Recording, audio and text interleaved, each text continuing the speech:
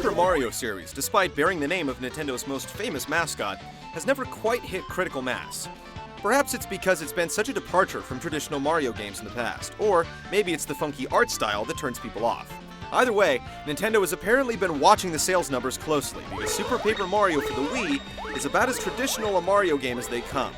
Eschewing the turn-based battles of past games in the series for the time-tested jump and stomp mechanics the series is known for, Super Paper Mario is looking to reinvent the series with its hybrid of 2D and 3D gameplay. The stories in most Mario games generally revolve around rescuing Princess Peach from one predicament or another. And while this holds true of Super Paper Mario as well, there's much more to the prose than that. The nefarious Count Bleck has forced Princess Peach and Bowser to wed, but it turns out to be a bad idea when things get out of hand. As you might expect, Mario sets off to rescue the princess, and, in a strange twist, save his longtime nemesis Bowser as well.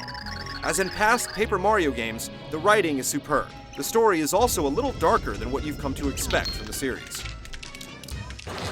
The game is played predominantly with the Wii Remote held sideways like the classic NES controller. As mentioned previously, Super Paper Mario is not a turn-based RPG, but you'll still be leveling up the world's most popular plumber via combat.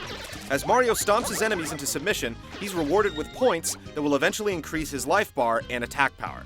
You can gain more points per attack by performing stylish moves, or shaking the controller from side to side as Mario gets down to business. Aside from the stylish moves, the Wii functionality is fairly minimal. You can point at the screen like you're using a flashlight to get hints and discover hidden items and objects, or furiously shake it to remove status ailments like being frozen, but other than that, it's a fairly straightforward Mario game, with the exception of one huge twist.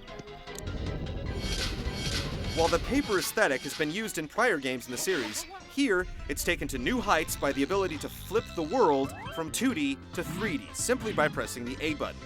This flip in perspective reveals items that were previously invisible and allows you to negotiate areas that were previously blocked by objects in the 2D perspective.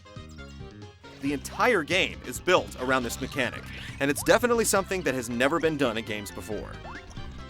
You also get all the traditional Mario abilities, but they're handled a little differently. Instead of having all of his moves out of the gate, you gradually earn them by collecting pixels. These little creatures reward Mario with new abilities like throwing objects or dropping bombs, and they follow him continually throughout his adventure. But you won't just be controlling Mario.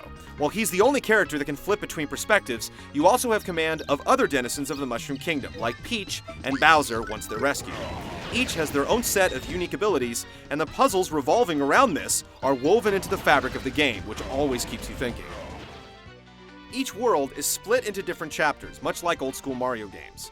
At the end of each world, you'll square off against a boss, which will reward you with a heart that can be used to unlock the next world. As you defeat enemies, you're rewarded with coins, which can be spent at the store for health-restoring items or status ailment remedies. You can also purchase traditional Mario abilities like fireballs, or pillage them from fallen foes. There's also an overworld connecting all the levels together, where you can talk to various characters to get hints about what to do next. With sharp writing, that patented addictive jump and stomp gameplay, and an incredibly inventive 2D to 3D mechanic, Super Paper Mario is going to surprise a lot of people who have played prior games in the series. You may not have expected it, but this is a traditional Mario game with a twist. So stay tuned for our full review next week to see if it's a failed experiment or the beginning of great things to come.